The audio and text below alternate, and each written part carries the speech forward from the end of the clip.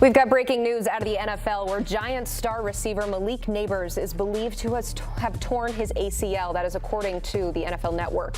He was attempting to make a catch down the sideline in the second quarter against the Chargers and was carted off the field.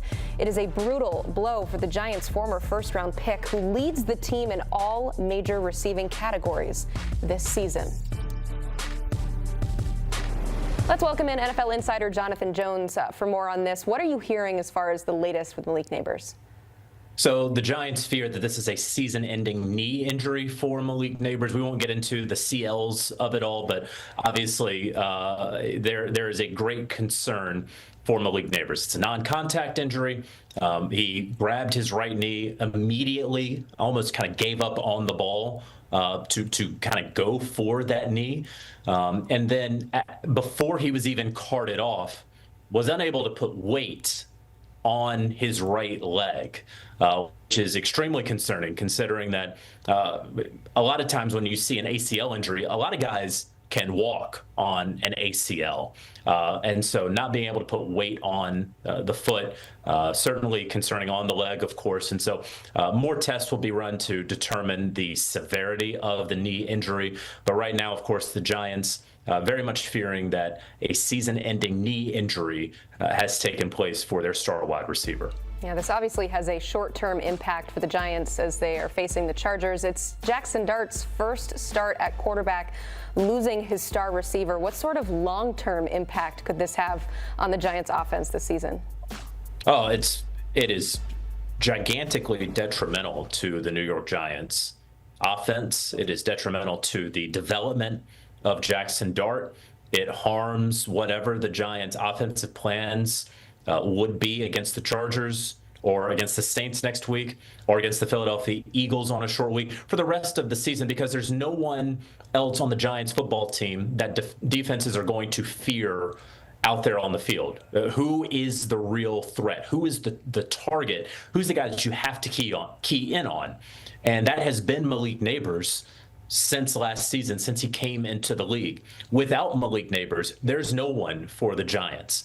And so if you take that away from Jackson Dart, who he needs everything to slow down for him, right? He's a rookie quarterback. He needs to be able to, where am I going with the football? And to have a sort of game changer like Malik Neighbors taken away, it hurts the offense in a way that is going to be very, very difficult for New York to have offensive success this season. I don't mean to offer any sort of hyperbole. I'm not trying to exaggerate, but he is their guy. He is the one guy that all defenses will key in on. And so when you remove him from the Giants equation, this is going to make things much simpler for defenses facing the Giants, and it is going to make things incredibly difficult for Brian Daboll, for offensive coordinator Mike Kafka, and of course for quarterback Jackson Dart.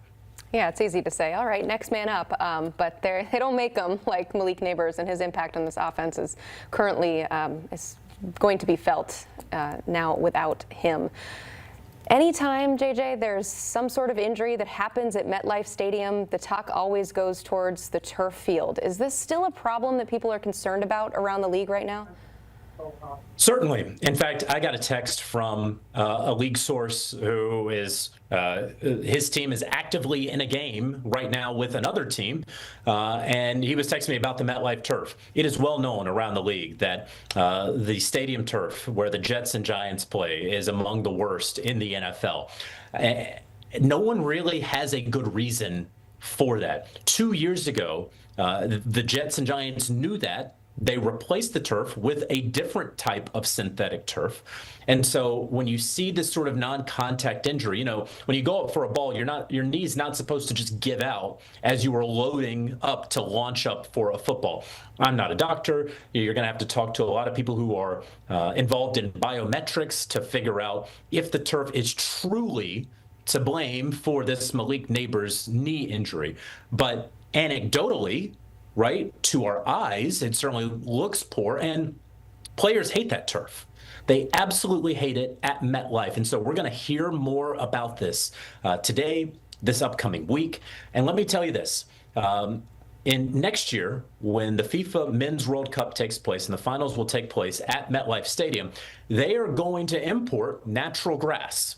And that is a requirement by FIFA. And if you want to host a World Cup match, you got to have real grass.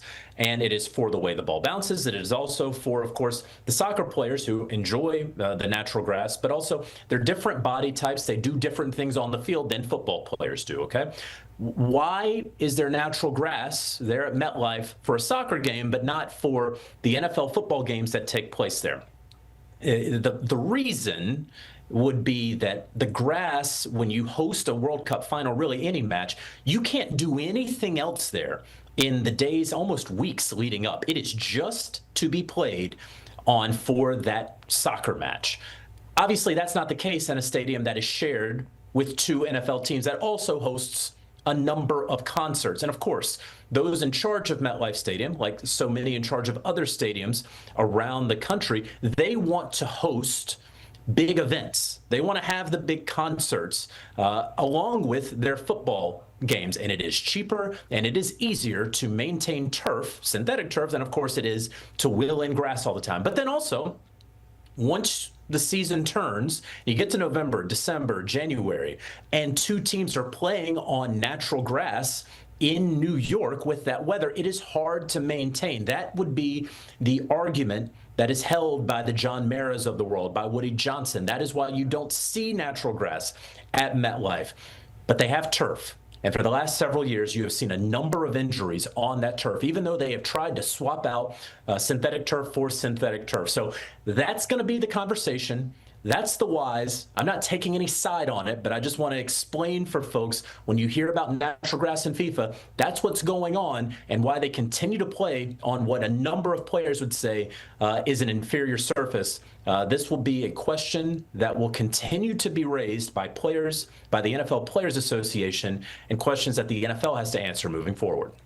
Appreciate you breaking that down for us. We'll make sure to clip that and send it as far and wide as we can, because like you said, that will continue to be a question. You did kind of mention it there towards the end. I want to dig a little bit deeper on what the Players Association has said about this. You mentioned that you heard from a source within the league, but what kind of concern has that NFLPA voiced about this turf? Plenty of concern over the years across various executive directors, across various NFLPA presidents. The players and the players union, they hate synthetic turf. Now, what the NFL, and we got to be fair here, what the NFL would say is that their data shows that there is no statistical difference between lower extremity injuries on synthetic turf versus natural grass. That is what the data says, according to the league, when they have a joint study with the NFLPA that is done. But of course, every player, I have not ever spoken to a single current or former football player who has said that they enjoy synthetic turf more than grass, that they feel better having played or practiced on turf than on grass. You talk with guys all the time. After they play on turf, their knees feel a lot worse. And so the PA has been pushing for years to get natural grass in all 30 stadiums, right? 32 teams. LA has 2 teams. New York has 2 teams. That is very, very unlikely to happen because of the incredible amount of money that these NFL team owners and these stadium owners can bring in, having other events at the stadium, so long as it is on synthetic turf, so they don't have to keep trading out the grass. And what is true is it is tougher to maintain grass in the Northeast, right? Once you get to November and December and January, and with the weather. And so what they would say, of course, is actually turf is better once you get to the Thanksgiving time period in the calendar. Whether anyone wants to hear that, whether anyone wants to believe that it's true or not, that is what ultimately is said. And I don't see anything ultimately changing widespread across the NFL as it relates to the turf and grass debate. But it will be a debate that continues to go on, certainly this week and many months ahead. Yeah. Fantastic debate there. I'm sure we'll be talking about it throughout the week because, once again, Malik Neighbors is expected to be out for the season with an ACL tear. We'll continue to update you on that when we get some more information. Jonathan Jones, thank you so much for your great reporting there.